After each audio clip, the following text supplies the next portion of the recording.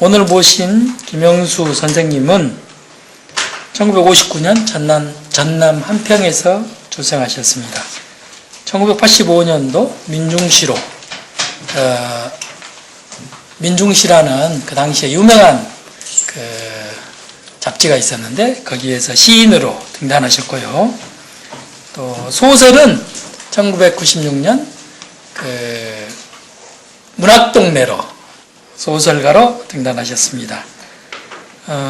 1980년대, 90년대 여러분들이 여기서 한국문학사 수업을 들으시면 8, 90년대 80년대 문학사, 90년대 문학사를 여러분들이 공부하게 될 텐데 거기에서 주요 논쟁 이론가로 반드시 소개하는 분이 김영수 선생님이에요. 그래서 80년대, 90년대 문학 논쟁의 중심에 선 문학평론가이십니다.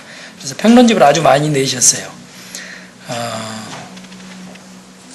조금 다 소개할 수는 없고 몇몇 권을 소개하도록 하겠습니다. 시집은 애국의 계절, 빗방울에 대한 추억, 가끔씩 쉬었다 간다는 것 등이 있고요.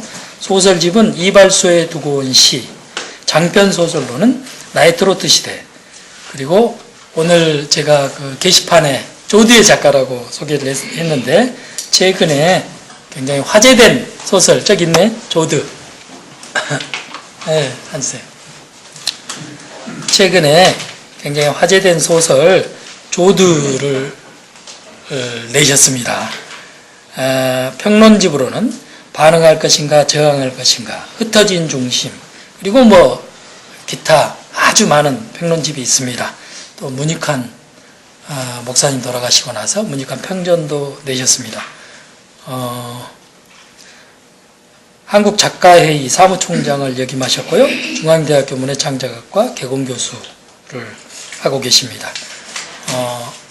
한 가지만 말씀드리자면 제가 조드를 읽어봤습니다. 근데 조드가 오늘 조드 이야기 많이 여러분들에게 전해줄 겁니다. 근데 너무도 재밌더라고요. 그래서 이런 한 시대의 중요한 작품들은 여러분들이 문창가에 온 이상 꼭 읽고 지나가야 됩니다. 조드의 작가 김영수 선생님을 모시도록 하겠습니다. 박수로 맞이해 주시기 바랍니다.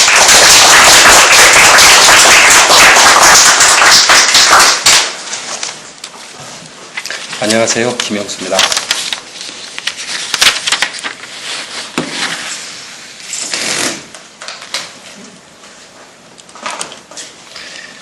그냥 와서 어떤 얘기를 해야 되는지도 잘 모르고 왔어요. 제 관심이 최근에 냈던 조드회가 있으니까 조드를 왜 쓰게 됐는지, 그리고 어떤 내용을 담고 싶었는지 그걸 중심으로 얘기를 하겠습니다. 조드는 2권짜리 장편인데요. 제가 쓰려고 생각했던 작품은 4권입니다. 그래서 지금 현재는 절반을 써서 출간을 해놓고 있습니다.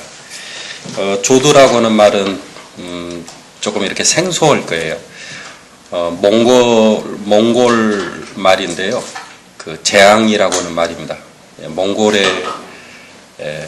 몽골에서 생겨나는 재앙인데 쓰나미하고 정반대되는 개념이라고 생각하시면 될 거예요. 쓰나미는 지구에서 물이 화를 일으켜서 생겨나는 재앙이고, 조드는 습기가 없는 지역에서, 그러니까 물이 없는 지역에서 가뭄과 추위가 화를 일으켜서 생겨나는 재앙입니다. 아마 몇 년 사이에 유엔에서 인류의 재난으로 그렇게 이제 등재를 할 거예요. 그래서 쓰나미 다음으로 등재를 한다고 준비하고 있는 자료를 제가 읽었어요.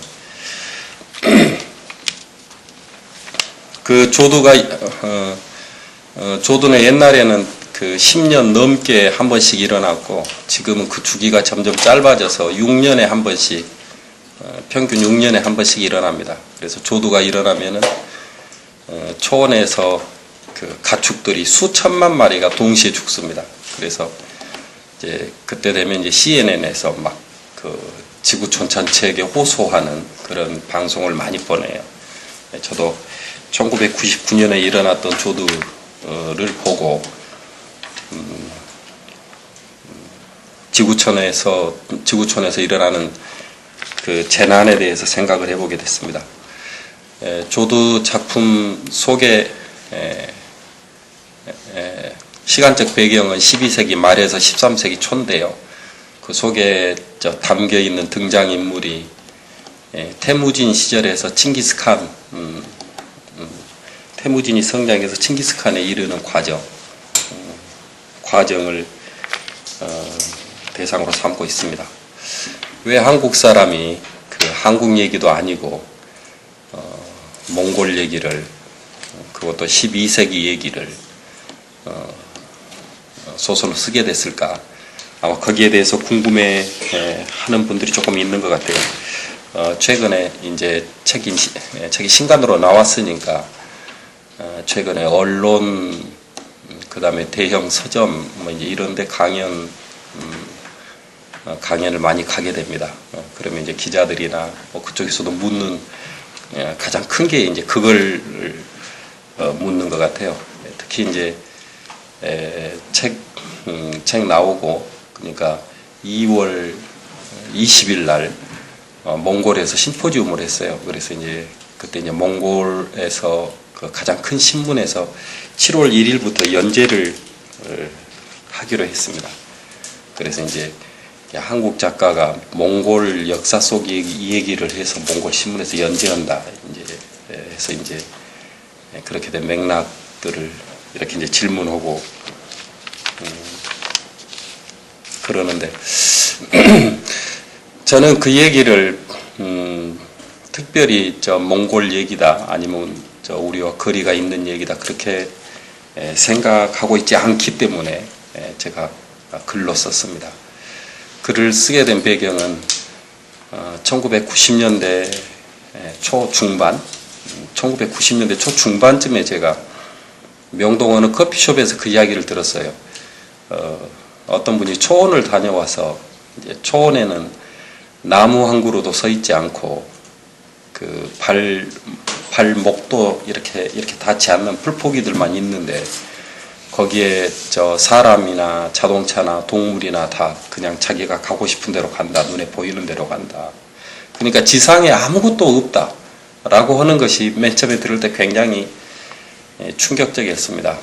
특히 이제 어떤 것 때문에 그런 충격이 왔냐면 저는 1980년에 22살이었습니다. 그때 이제 22살 때 광주에서 5.18을 겪었어요. 그래서 그때 그것이 이제 제가 그 문학을 하는데 저의 문학적인 경향에 상당히 크게 영향을 미쳤어요. 그래서 저는 그때 사회운동에 상당히 이제 열심히 참여를 했고 그리고 그런 결과로 남들보다 그 소련이나 동독이나 이런 사회들에 대해서 먼저 관심을 갖게 됐고 공부들을 조금 했습니다. 그리고 그런 문제들에 대한 생각이 이제 페레스트로이카 이후에 1989년 이후에 1990년대 초반이면은 대체적으로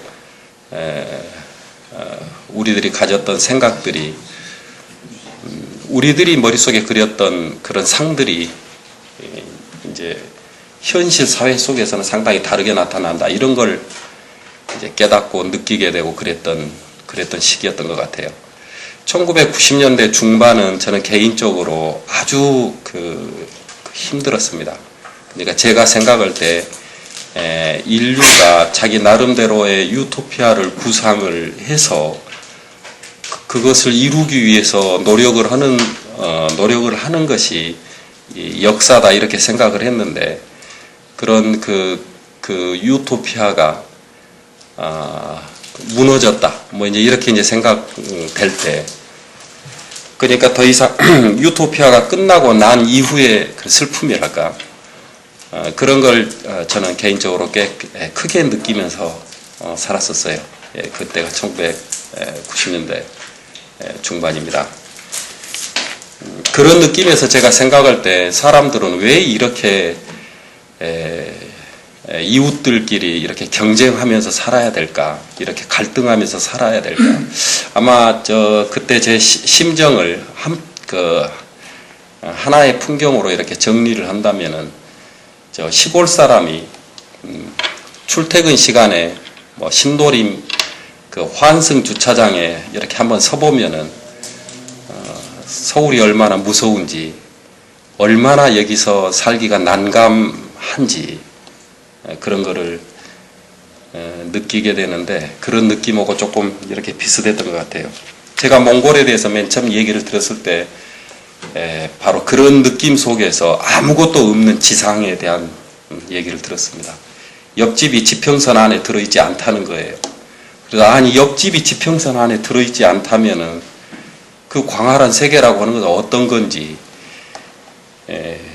경쟁의 숨소리가 없고 풀포기를 보고 그걸 밟고 지나간 사람들의 흔적을 아침에 지나간 건지 전날 저녁에 지나간 건지 안다고 그래요.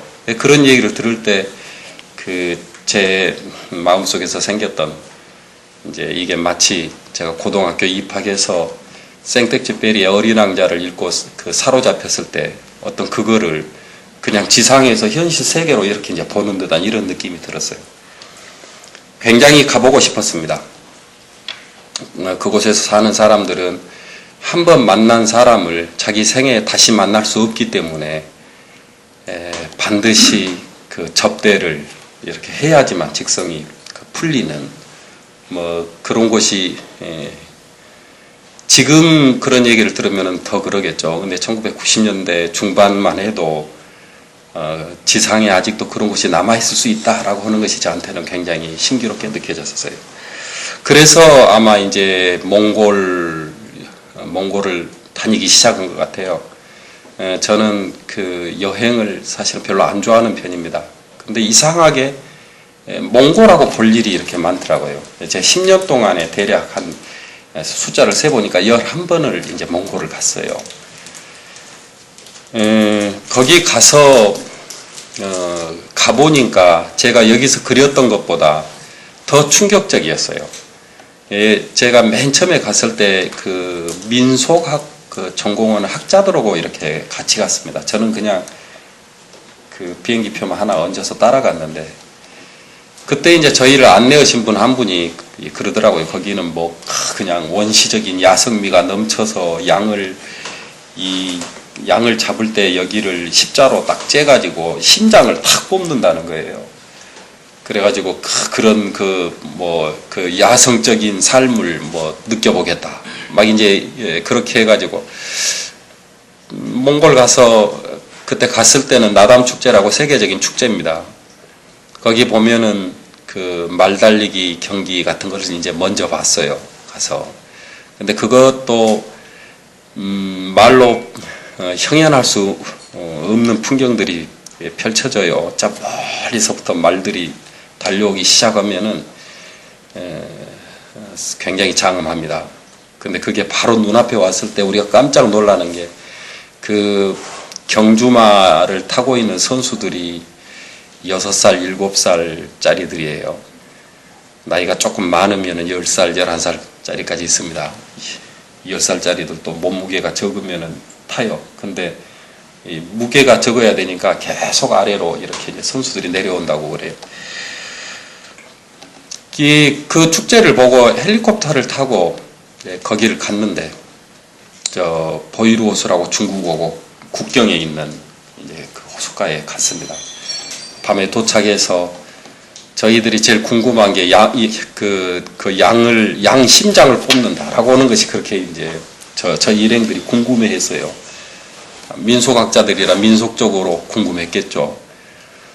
그래갖고 이제 거기 그때 당시에 그게 5달러밖에 안 된다. 그래서 5달러가 아니라 10달러씩 줄 테니까 양들 가져와라. 우리가 잡겠다. 이제 그렇게 얘기를 했는데 주인이 그 표정이 굉장히 이상해져 가지고 전혀 대꾸를 안 해요, 저희들한테. 그리고 그날은 대꾸를 안 해가지고 그 소통을 못 했습니다. 다음날 아침이 됐어요.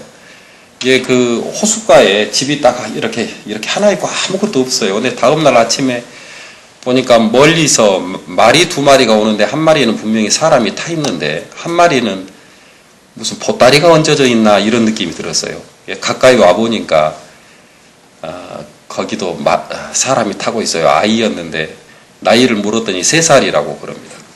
그래서 몇 살 때 말 타는 걸 배워요? 얘기하니까 아니 배운다는 말은 무슨 말이냐? 말 타는 걸 왜 배우냐라고 물어요. 그냥 이게 처음부터 탈 줄 안다는 거예요. 그 사람들은 그냥 생명체는 말 위에다 올려놓으면 그냥 싣고 가는 겁니다. 다 이렇게 그냥 다녀요. 나중에 보니까 말을 인간의 하체로 이렇게 이해를 하는 것 같아요. 거기 신화에서도 동물에 대한 은유 비유가 많이 나오는데 말에 대해서는 사람으로 이렇게 은유하지를 않습니다. 그냥 사람 자체로 생각하는 거예요. 그거를. 그 아이가 너무 그 위험에 차 있어가지고 그 볼이 빨개가지고 그 조그마한 꼬마니까 얼마나 예쁘겠습니까? 볼 만져주고 싶은데 그냥 그 용사처럼 그냥 위험에 차 있어서 함부로 귀여워할 수가 없어요. 그날 아침에 그러니까 이제 그 사람들이 그 옆집에서 전날 그 우리가 거기 옆집에 손님이 오는 기척을 알고 그날 어두워졌으니까 자고 다음날 아침에 옆집에서 놀러 온 거였어요. 그래서 이제 그 사람들하고 얘기를 이제 해보니까 어떤 얘기를 하냐면은 어젯밤에는 왜 그렇게 표정이 어두웠습니까?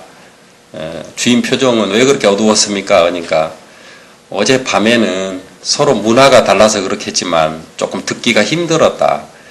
당신들 같으면은 당신들의 가족을 날이 져서 어두운데 거기다가 날씨도 구준데 가족을 잡겠다고 내놓으라고 하면 내놓겠느냐.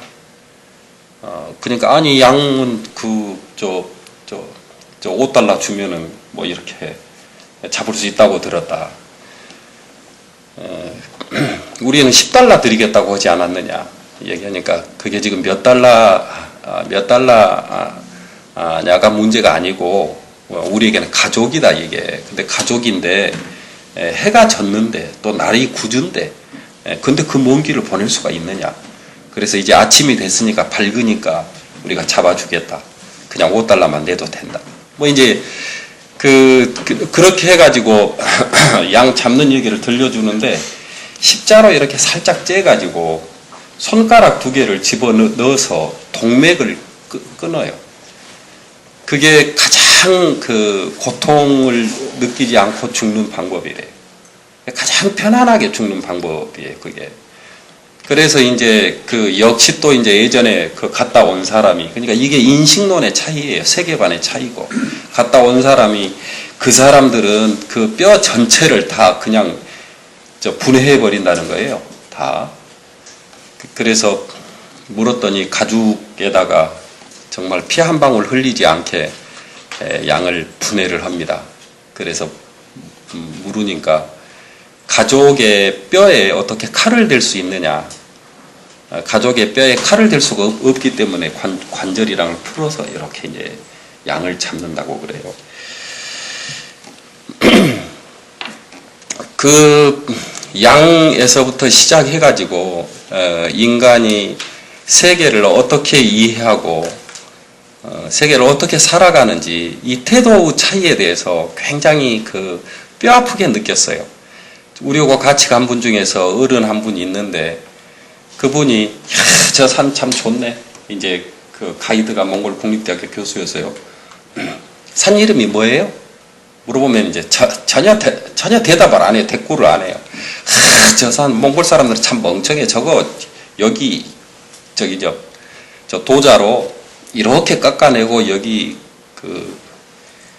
저 휴양지를 만들면은 세계적인 휴양지로 정말 좋겠다고 이제 막 이제 얘기를 합니다.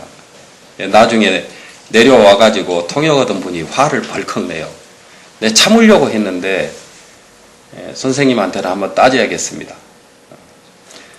그 아버지 앞에서 네 아버지 이름 뭐냐라고 자꾸 물으면은 선생님 같으면 대답해요? 여기는 우리 아버지입니다. 예, 이제 산은 아버지이기 때문에 그 산 위에서는 산 이름을 말하지 않는데요. 사실 지금도 그래요. 몽골 사람들은 거기서는 말하지 않습니다. 그러니까 아버지 대놓고 네 아버지 이름 뭐냐 이렇게 하면은 저 선생님 같으면 답하시겠어요? 딱 이제 하면서 그게 이제 그분이 이제 여선생이니까 이제 남자들이 자꾸 이제 이렇게 건드려 보고 싶어가지고 그 손금 봐준다고 자꾸 이렇게 합니다. 그 손바닥을 그분들이 상당히 이렇게 접촉 잘하거든요. 근데 손바닥을 절대 안 보여줘요. 그래서 나중에 그 인간은 저 운명은 함부로 보여주지 않는 겁니다. 그런 얘기를 해요. 거기에서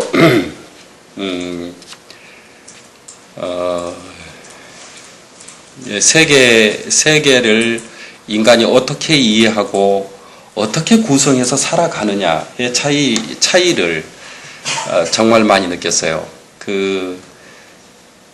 제가 거기서 결정적으로 이게 무엇과 무엇의 차이다라고 하는 것을 느꼈던 게 언제냐면은 몽골은 개가 아주 무섭습니다. 우리나라 진돗개가 몽골에서 왔다고 그렇게 설명들을 하던데 생김새는 전혀 다르게 생겼어요. 우리 진돗개하고는 전혀 닮지 않았습니다. 근데 하여튼 좀 커요.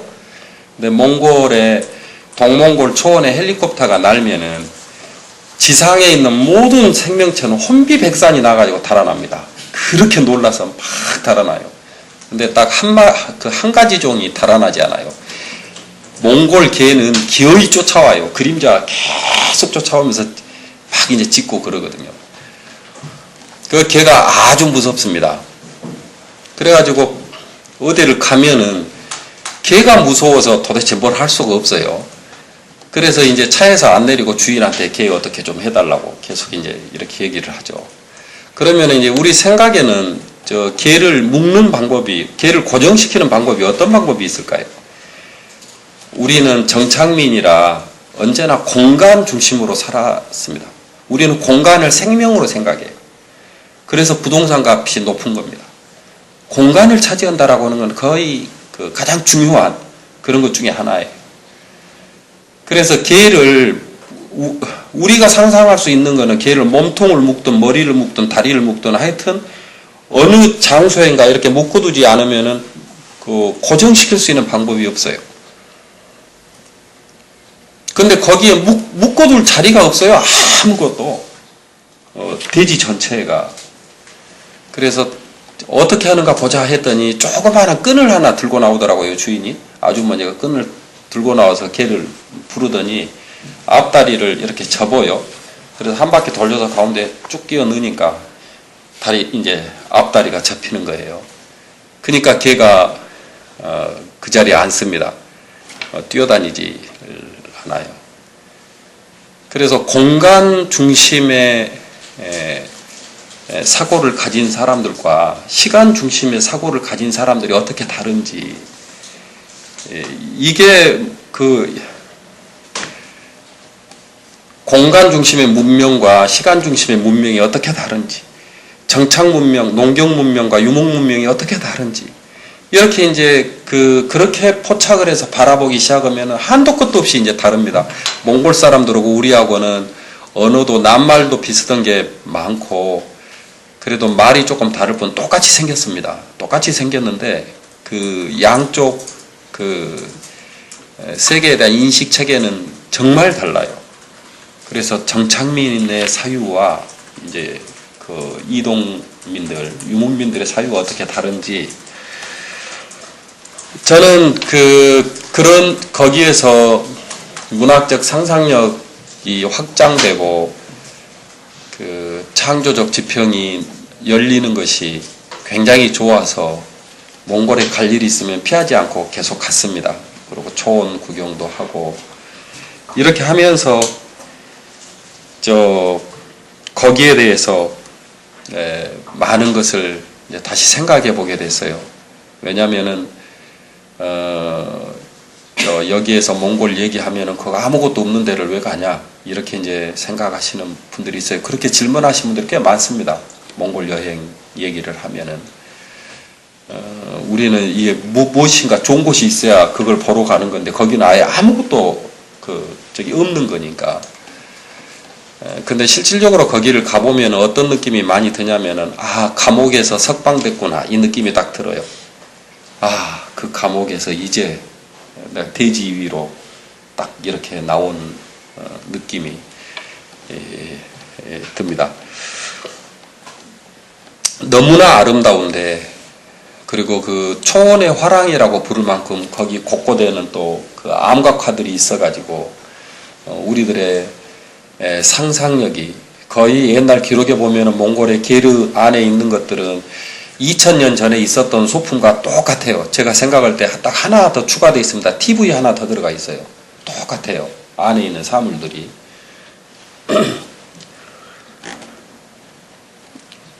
그렇게 아름다운데 그 사람들 또 물어보면은 나중에 뭐 할 거냐 물어보면은 서울로 학교 갈 거예요. 이렇게 답을 하거든요. 다 하여튼 일단 서울이에요. 그냥 우리나라 전라도나 강원도 똑같아요. 몽골 시골도 똑같이 머릿속에는 서울로 이렇게 딱 돼 있는 것 같아요. 다 그렇게 말을 합니다. 거기 가겠다. 네, 그러니까 이 대지는 아름답고 삶은 어렵고 아름다운 데서 어려우면은 이제 꿈도 크지만 상처도 크겠죠. 이렇게 거기에서 이제 거기에서 이제 유목민들의 삶의 역사를 이제 자꾸 이제 만나게 되는 거예요. 하나씩 자꾸 이렇게 알게 돼요.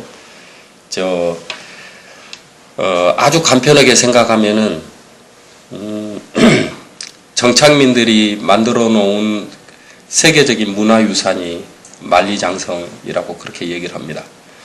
유목민들이 만들어 놓은 세계적인 문화유산이 실크로드죠.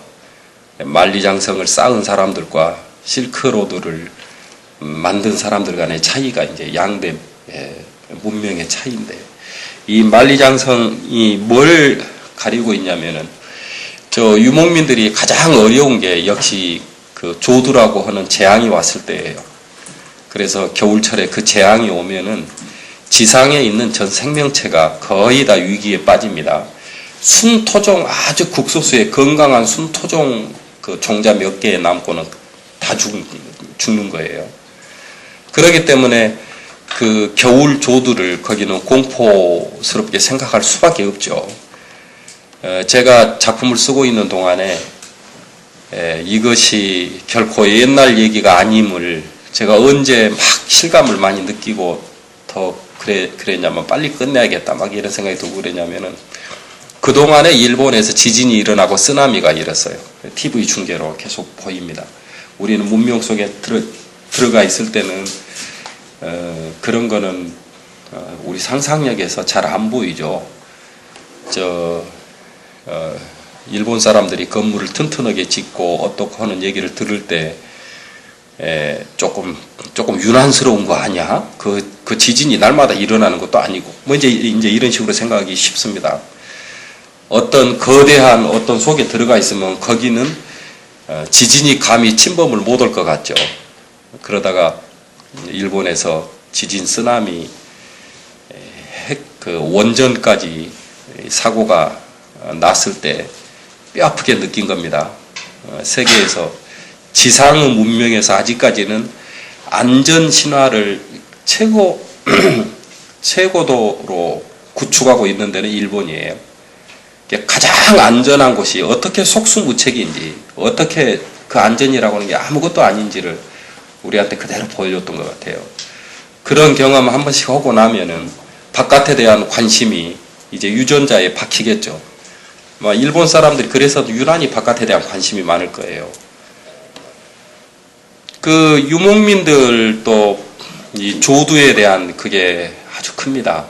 우리도 겨울철에 얼어 죽는 사람이 별로 많지 않지만, 겨울철에 굶어 죽는 사람이 별로 많지 않지만 아직도 김장이라고 하는 것이 남아 있어요. 가을철에 김장을 담잖아요. 유목민들은 가을철에 겨울 준비를 해야 됩니다. 죽지 않으려면 뭔가를 해야 돼요. 이래서 몽골 이전에 옛날 스키타이 때부터 시작해서 흉노족들이 계속 뭔가 있는 곳으로, 겨울철에도 먹을 것을 구할 수 있는 곳으로 자꾸 이제 다니게 됐어요. 그래서 그 사람들이 들어오는 것을 막기 위하여 성을 쌓기 시작한 게 만리장성입니다. 예, 만리장성은 정확하게 생태분계선이에요. 그런 의미에서 농경 문명과 유목 문명이 만리장성을 사이에 두고 나뉘어 있는 겁니다. 이쪽 생태계와 이쪽 생태계가 달라요. 유라시아 고원에서, 몽골 고원에서 사막을 지나서 만리장성을 넘기 전까지는 식물을 길러서 살 수가 없어요. 그리고 거기를 넘어서 그 아래로 내려오면 이제 식물을 경영해서 살 수가 있습니다. 그러면 식물을 경영해서 살 수가 없으면 동물을 경영해서 사는 수밖에 없는 거죠. 그래서 동물을 경영하면서 사는 사람들의 역사가 형성이 되죠. 그 사람들의 문명이 이제 생겨나게 되고. 그래서 그 사람들의 세계를 이해하는 방식이나 이것들은 전부 그 동물을 경영해서 사는 사람들의 방식 그대로입니다. 그래서 이제 특히 문학을 하실 때 우리가 그리스 로마 신화나 이것들이 어떤 상상력을 주지 않는다고 보기는 조금 어려워요. 뭔가 주죠. 그런데 또한 문학의 본질이 그 낯설게 하기에 있는 건데, 예를 들어서 우리의 삶의 시간은 언제나 최초의 시간들을 계속 통과하고 있잖아요. 어제 햇살은 어제 다 쏟아지고 오늘 다시 반복해서 쏟아지지 않습니다. 내 몸이 지나가면서 만난 모든 것은 다 최초의 순간들이에요. 나는 익숙이 잘 아는 것 같지만 내게 익숙한 세계라고 하는 건 없어요. 전부 다 최초의 시간들입니다. 근데 우리 의식은 이걸 최초를 놓치는 데가 굉장히 많아요. 예를 들어서 첫 번째 입맞춤의 설레임을 1000번째, 10,000번째 입맞춤에서 어떻게 다시 느낄 수 있겠습니까? 너무나 저 자동차 운전하는 사람들이 기아 이렇게 손댈 때처럼 그냥 자기도 알 수가 없게 몸이 그냥 알아서 다 움직이는 거죠. 몸이 자동화 돼버리는 거죠, 이렇게. 거기에는 첫 번째 그 떨림이라고 하는 건 존재하지 않는 거죠. 근데 인간의 삶은 태어나서 죽는 순간까지 단 한 번도 반복되지 못하고 낯선 시간을 계속 이제 지나가게 되는 겁니다. 그러기 때문에 우리가 권태를 느끼는 시간들도 사실은 첫 번째 입맞춤의 떨림에 갚아야 할 이런 최초의 시간들임을 일깨워주는 이런 역할을 문학이 합니다.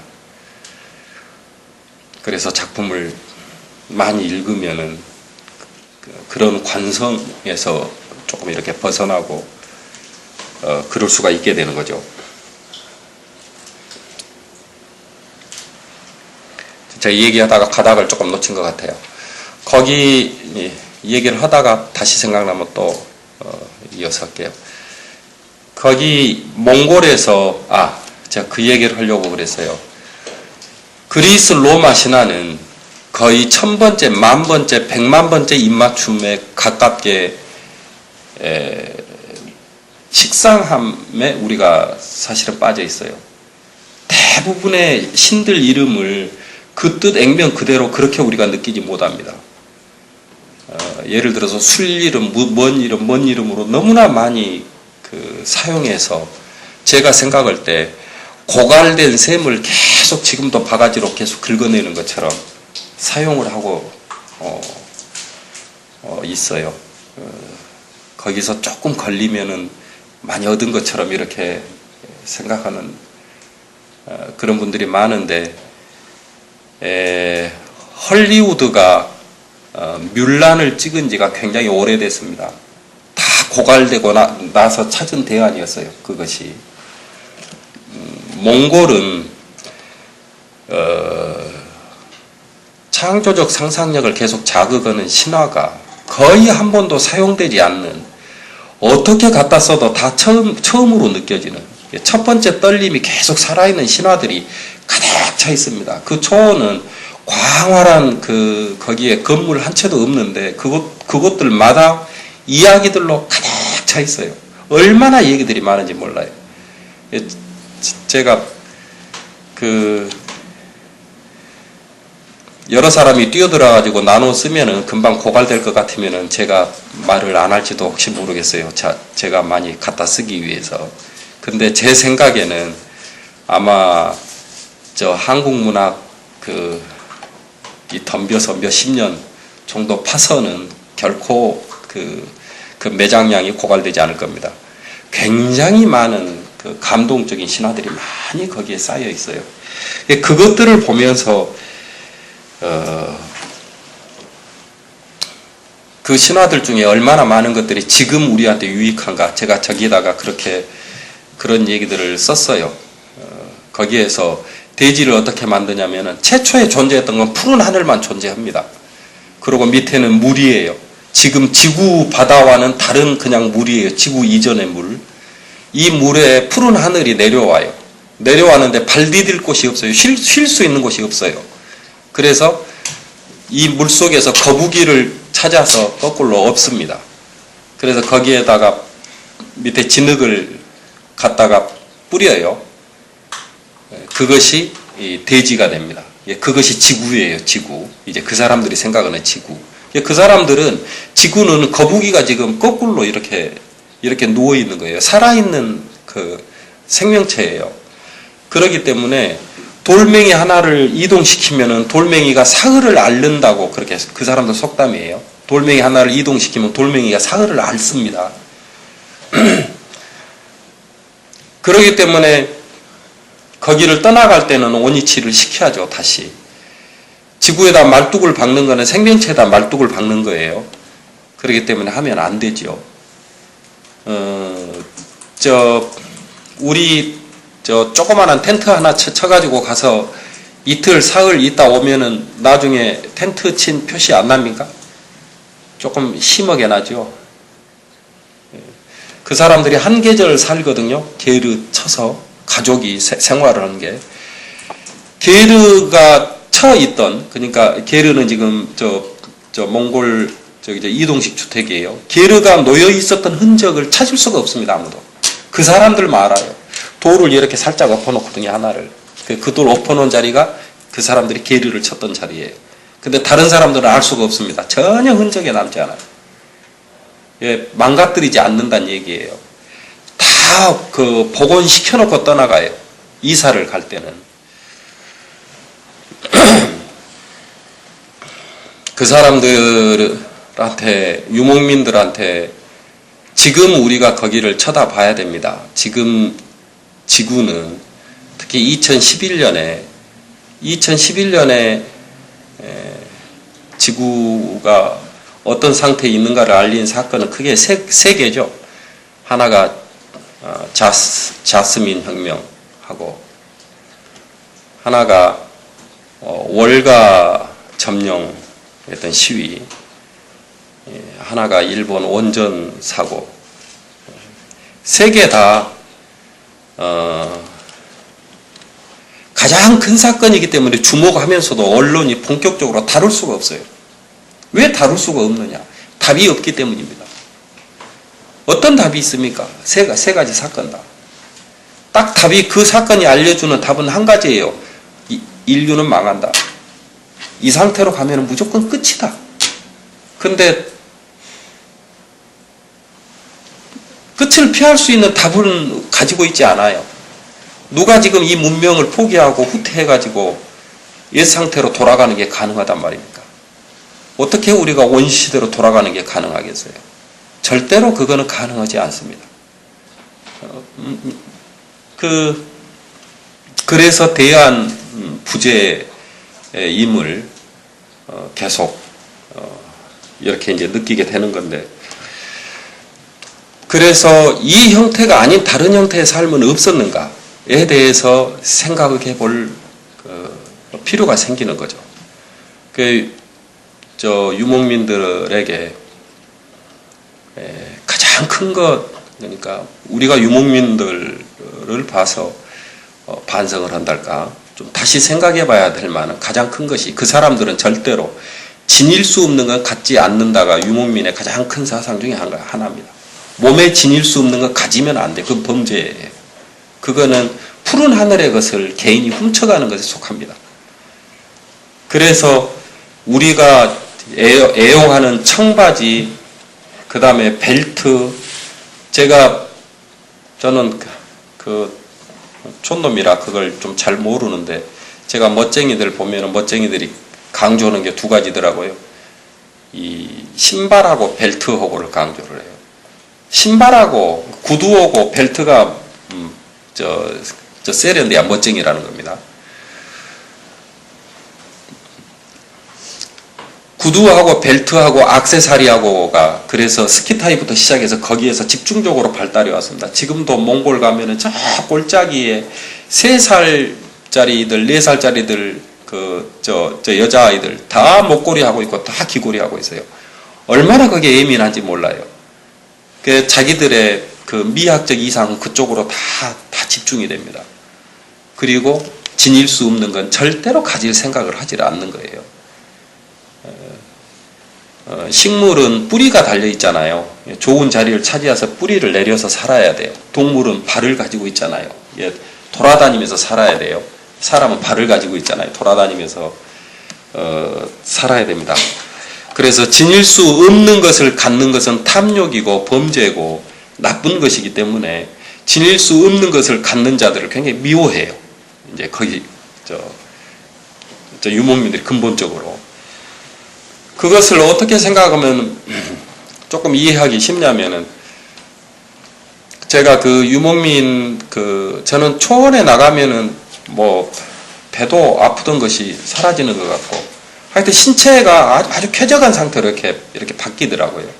자주 가고 싶은데, 가보면은 이 난처한 것 중에 하나가, 제가 학교에서 최초로 배웠던 게 몽골에 관련돼서 배운 최초의 지식은 항몽 8년입니다. 고려 항몽 8년. 이게 침략자라고 하는 거예요. 특히 칭기스칸 몽골 세계 제국 만들었고 저 제국주의자들이라고 하는 것이 저에게 언제나 그 몽골을 이해하는데 큰 장애물이 됐습니다.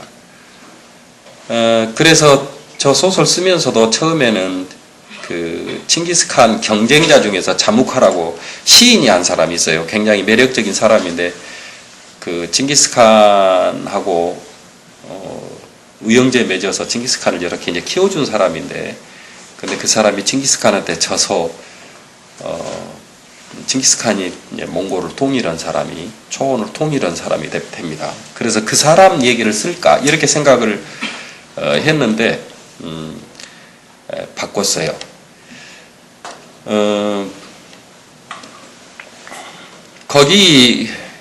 거기서 칭기스칸 얘기를 계속 피했지만, 이제 몽골을 좋아하게 되면은 그들의 역사를 계속 피할 수는 없어요. 그리고 그 역사에 대한 지식들이 하나하나 들어오기 시작합니다. 꽤 놀라운 게, 칭기스칸은 나중에 칸이 돼서 그 칭호고요. 태무진이죠, 이름 자체가. 태무진이 맨 처음에 아버지가 독살당해가지고 초원에 버려집니다. 그래가지고 초원에 버려져서 나중에 자기 약혼녀를 만나가지고 결혼을 하는데 이제 초원에 버려진 상태로 사는 거예요. 자기 아버지가 어머니를 훔쳐온 여자예요. 그러니까 다른 데로 시집가는 사람을 그냥 예쁘게 생겼으니까 아버지가 뺏어와 버린 거예요. 그러니까 약탈혼이죠. 약탈을 해온 거예요. 그러니까 그 약탈 당했던 부족이 복수를 하기 위해서 와서 태무진 부인을 약탈해 가는 거예요. 그래가지고 부인을 뺏겨요. 태무진은 겨우 간신히 살아남고 부인 빼앗깁니다. 그러면은 이제 대체적으로 포기를 한데 부족이 이제 부족 간의 전쟁을 하든지 태무진이 이제 부인을 찾기 위해서 계속 노력을 해서 나중에 부인을 찾아오는데 이때 부인이 만삭을 해가지고 옵니다. 그래가지고 찾아오자 이제 아기를 낳는 거예요. 이 아기 그러니까 적장의 아들을 낳는 거죠, 부인이. 그 적장의 아들을 주치라고, 몽골어로 손님, 그 나그네 이런 뜻이에요. 주치라고 불러가지고 자기 장남으로 받아들이는 거예요. 지금 적장의 아들을 장남으로 받아들이고 또 태무진 주변 사람들은 전부 다 신분 자체가 하층들이었습니다. 그래서 자기 종이었던 사람이 친구가 되고 상당히 이제 우리가 생각했던 것과 조금 다른 그 면모들이 많이 나와요. 예를 들어서 태무진은 친구들 사이에서 보면은 주장을 잘 하질 않아요. 그리고 의견을 모아서 그 중에서 설득력 있는 의견이 나오면 그 집행은 아주 잘합니다. 그러니까 말을 주로 듣는 사람이었어요. 제가 생각했던 것하고 상당히 조금 그 야만적이고 이런 그 사람으로 알려져 있는데 이런 게 이제 굉장히 달라요. 실제에서 보면은. 태무진은 유목민의 사상을 아주 존중했던 사람이에요. 그거를 지상의 그 제도로 만들어내는데 성공한 사람입니다. 저거고 싸울 때 말이 일렬로 달리지를 않아요. 일렬로 달리면 어떻게 되겠습니까? 일렬로 달리면 길이 나죠. 길이 나오면 다음 해 봄에 복원이 됩니까? 복원이 안 됩니다. 옆으로 달려요. 흐르는 물에 빨래를 하는 사람은 사형에 처한다. 태무진 법이에요. 타는 재에 오줌을 싸거나 물을 뿌려서 꺼뜨리면 사형에 처한다. 물과 불이 가장 소중한 곳이었어요. 나중에 그 내몽고에서 만든 드라마를 한국 KBS에서 한 적이 있는데 그때 그 중국 그 도사를 초청을 합니다. 칭기스칸이. 거기서 초청을 하니까 그 도사가 칭기스칸한테 얘기를 합니다.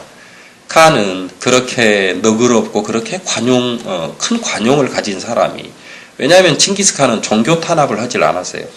타 문화를 가지려고 하질 않습니다. 그래서 다른 사람의 문화를 자기 문화로 동일화시키려고 하는 사람들을 없애라고 그랬어요. 못 오게 해요. 나의 그 신은 푸른 하늘이다. 너의 신은 뭐냐? 이렇게 물어요.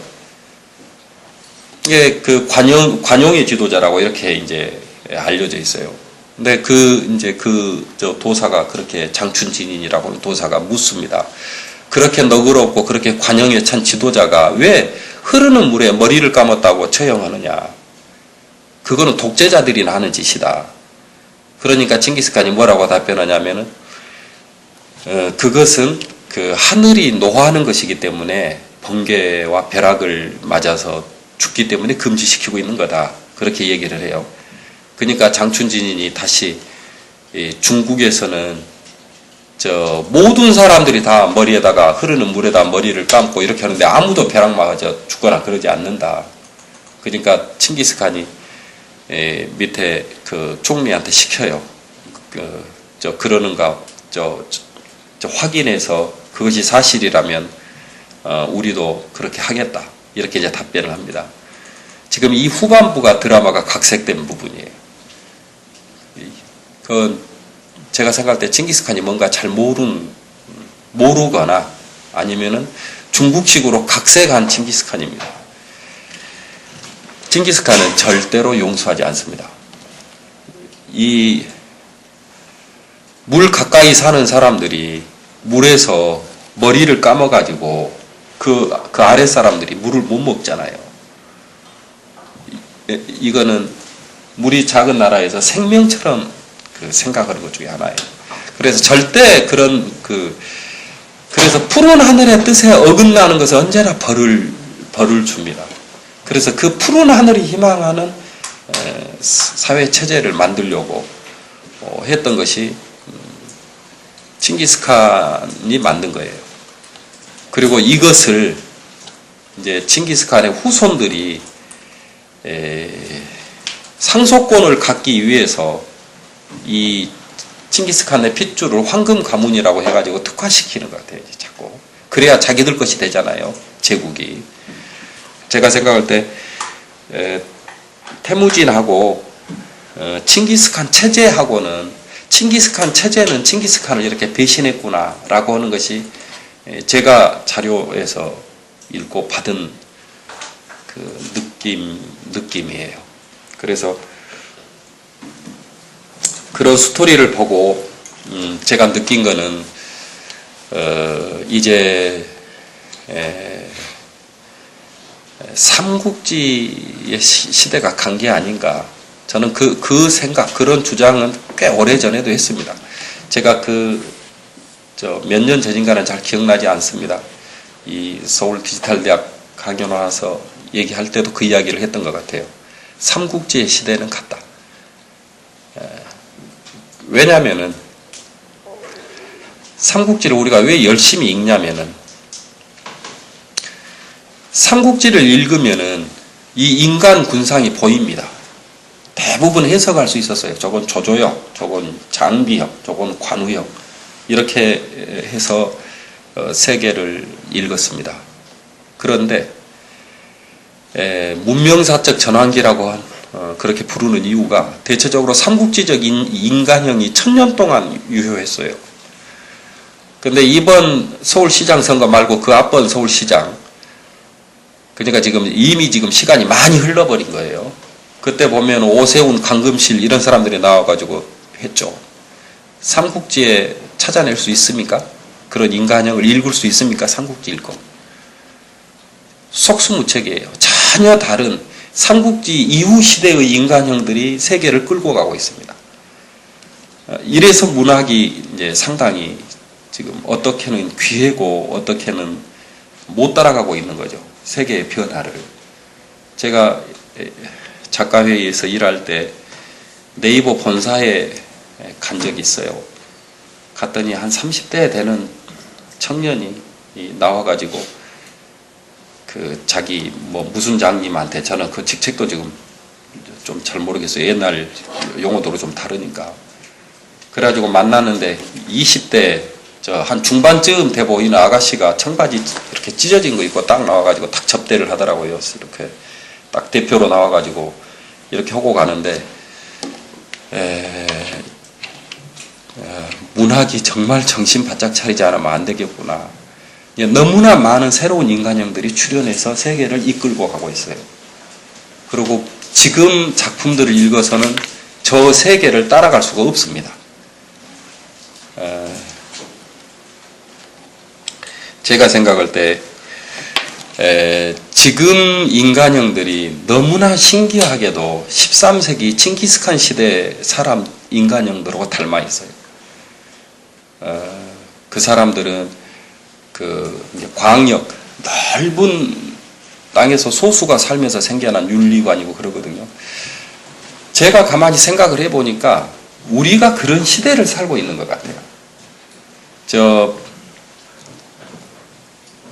신도림 환승 주차장에서 그렇게 많은 사람들이 꼬여서 발 한 걸음도 뗄 수 없을 만큼 그냥 떠밀려가는 세계를 살고 있지만 사실은 대부분이 다 배경이고 풍경이지 이웃으로 존재하지 않습니다. 실제로 내가 통하는 친구는 캐나다에 가 있고 어디에 가 있고 어디에 가 있고 저녁에 인터넷으로 소통하고 굉장히 광활한 세계에서 소수가 살고 있어요. 그래서 어디에서 수시로 충돌이 일어나냐면은 좁은 데서 다수가 살았던 부모 세대하고 많은 사람들 속에서 사는 것 같지만 주로 인터넷, SNS를 마을로 생각하고 사는 세대하고 미학적 이상이 굉장히 다릅니다. 우리 부모는 왜 쪽팔리게 저러는가 모르겠어. 나 부끄러워 죽겠어. 왜냐면은 부모 세대는 경쟁자의 숨소리가 항상 귀에 들리거든요. 체질화돼 있어야 하여튼 그거를 그 경쟁에서 밀리면 안 돼요, 절대로.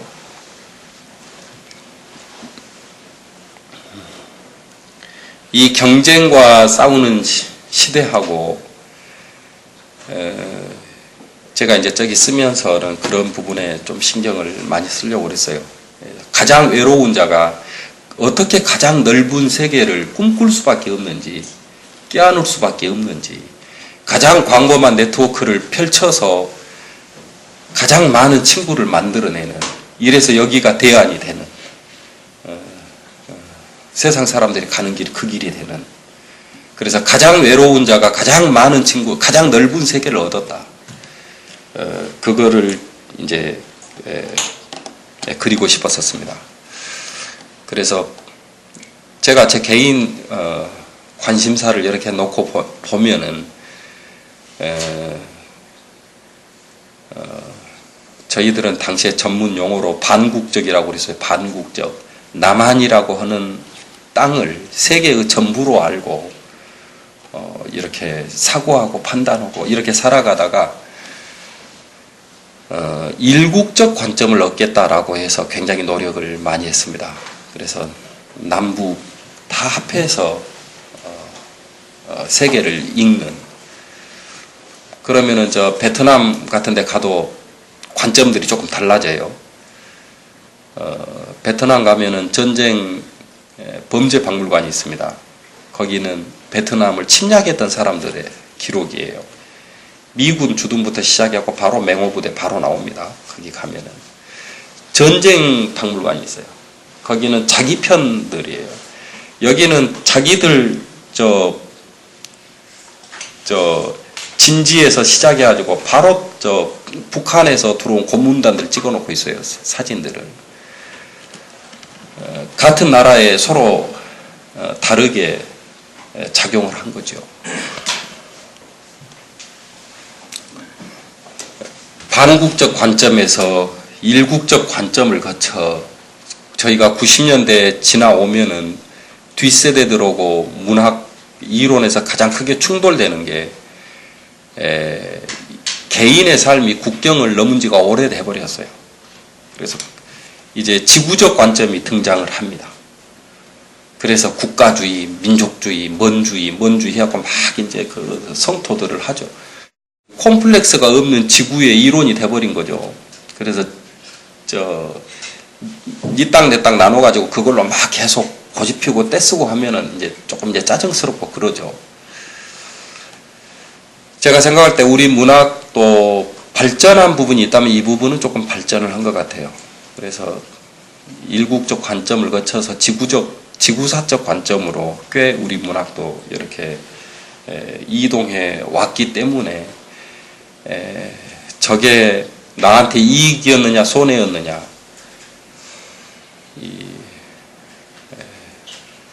수백 년, 천몇백 년 전의 옛 이야기지만 저게 우리나라를 침략했느냐 안 했느냐라고 하는 것보다는 한 인간이 어떻게 살았느냐를 더 먼저 쳐다보겠지라고 하는 이제 이런 생각들도 많이 들고 해서 거기다가 지도자라고 하는 게 뭔지를 한번 그려보려고 했습니다. 제가 생각할 때는 강물이 샘솟을 때 바다로 흘러갈 것을 계획하지 않습니다. 뿜어 나오면은 뒤에서 뿜겨 나온 힘에 의해서 밀려가는 거죠, 이렇게. 제가 생각할 때 너무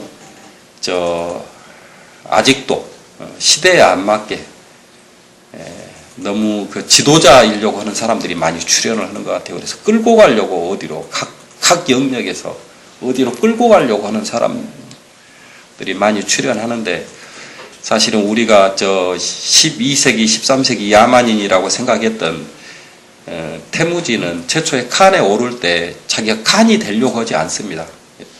뒤에 샘솟아 나는 물에 떠밀려서 앞장서게 되는 거예요. 계속 샘솟으면은 맨 앞에 서 있는 물이, 어떤 물이 맨 앞에 섭니까? 길을 찾아낸 물이 맨 앞장이 되잖아요. 길을 먼저 찾은 자가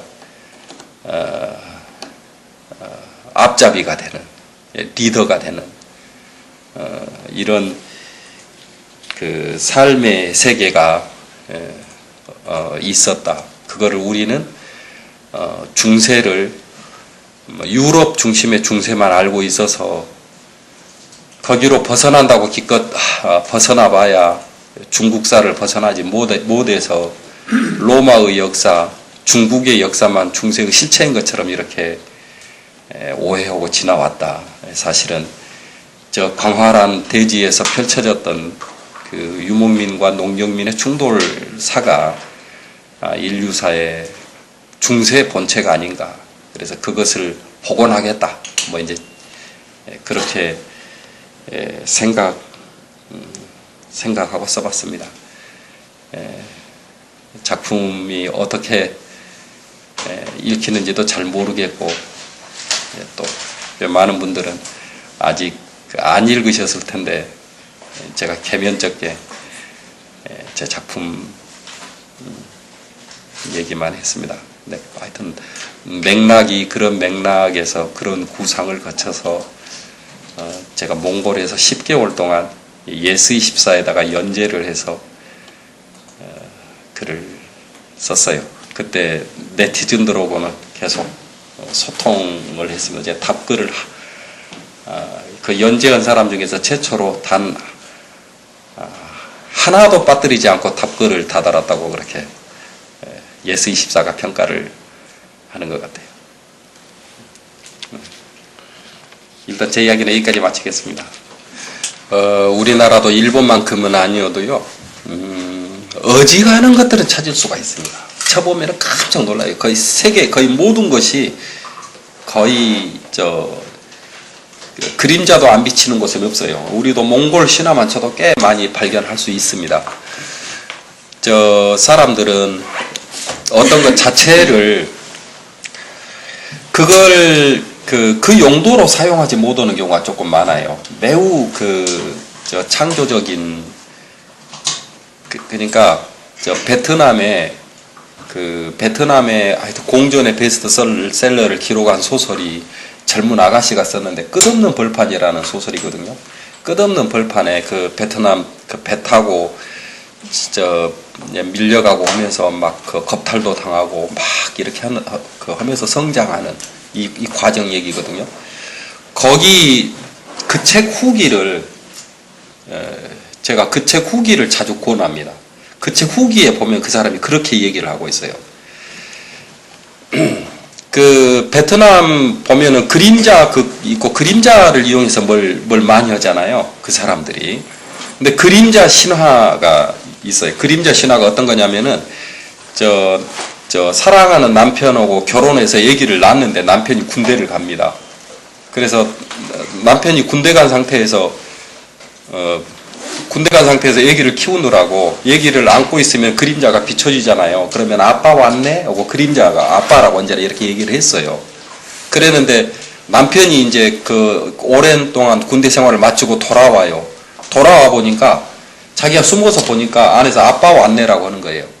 이런 괘씸한 해가지고 처치를 합니다. 그래가지고 어머니 없이 아이를 키우면서 이렇게 보니까 아이가 그림자 보고 아빠 왔네 얘기해서 이제 그걸 이제 알게 되거든요. 자기가 이제 대성 통곡을 하거든요.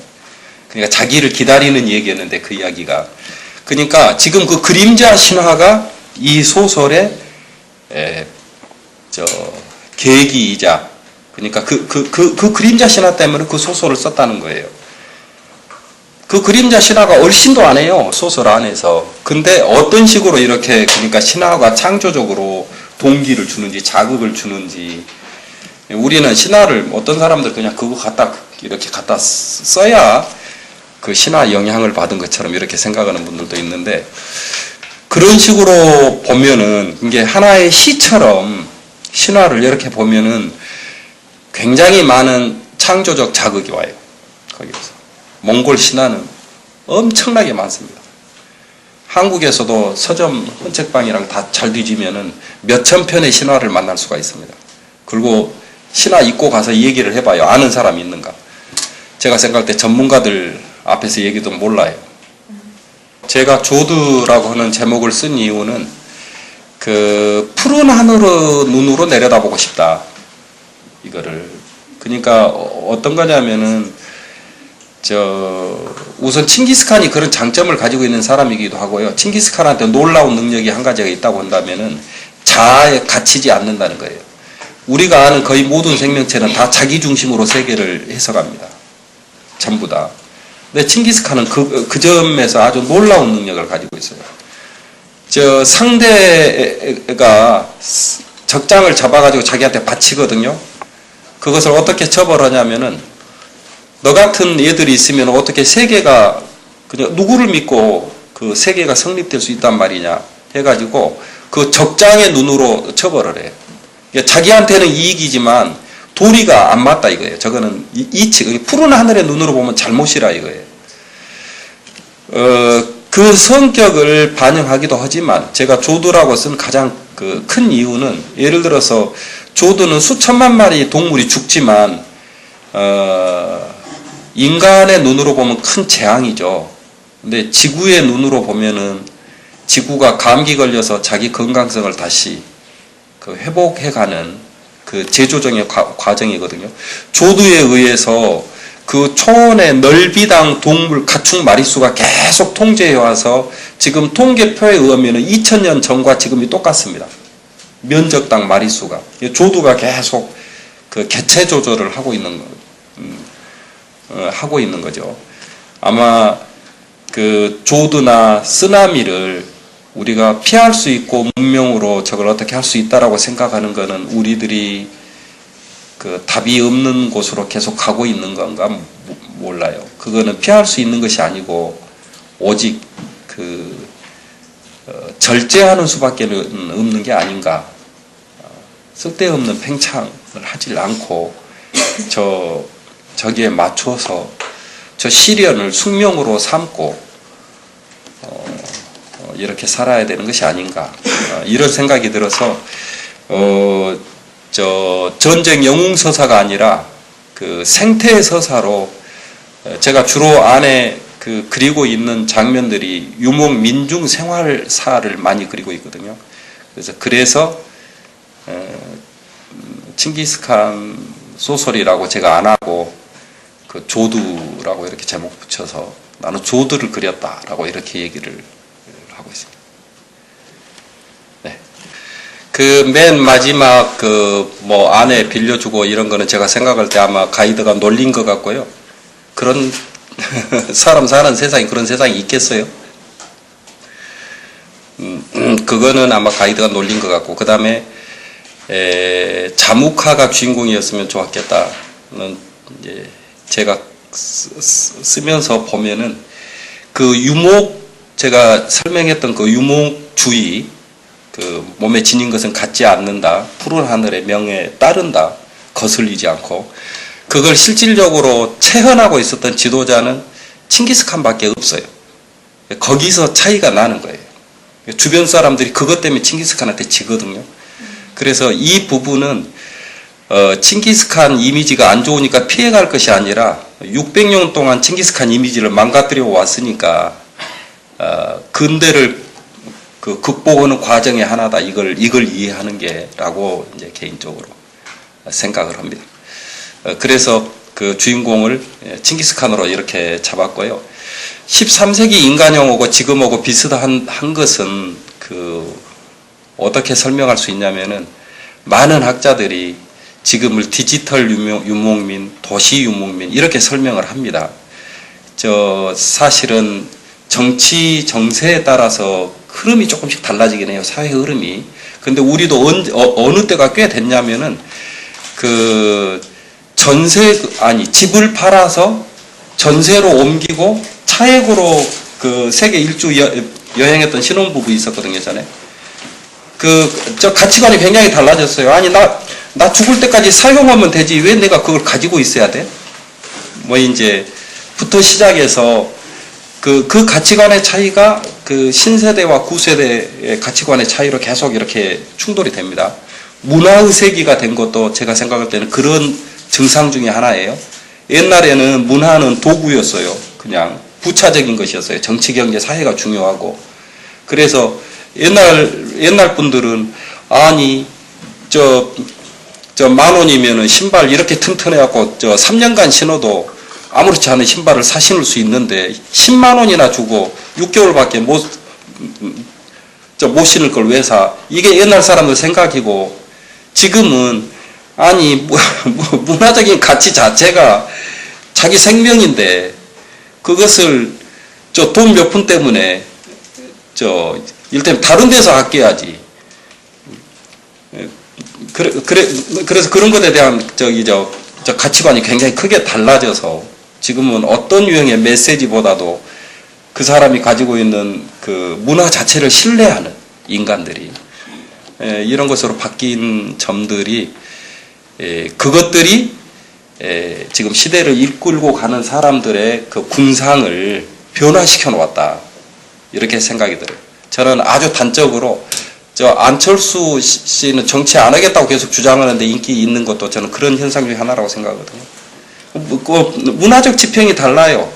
하겠다고 주장하는 사람들은 왠지 조금 그 미학적으로 정치적으로는 오를지 모르겠지만 미학적으로는 조금 떨어져 보이고 여기는 정치적으로 좀 무능해 보일지 모르지만 그것은 별로 안 중요하고 이렇게 멋있어야죠 사람이.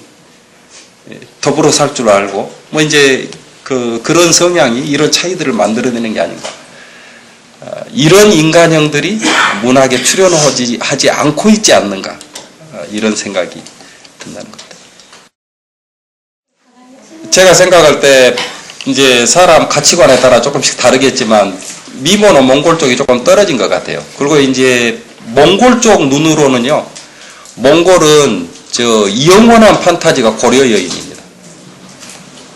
그때나 지금이나 영원한 판타지예요. 그 사람들은 우리나라 보고 솔롱거스라고 그러거든요. 하여튼 몽골은 당시 12세기, 13세기에도 고려 여인을 차지하기 위해서 출세를 해야 되고 지금도 그것을 거의 최고 이상으로 생각하고 있는 것 같아요. 하여튼 굉장히 불호해서 여인, 패션, 그 다음에 그 문화 이런 것은 거의 여기 흉내를 그냥 서울에서 뭐 하나 출연하면 바로 이제 카피하기 시작해요. 배우려고 막 이렇게 합니다. 혼혈 아들이 많아서 조금 용모가 출중해 보이는 사람이 있기는 있는 것 같은데 숫자는 별로 안 많은 것 같아요.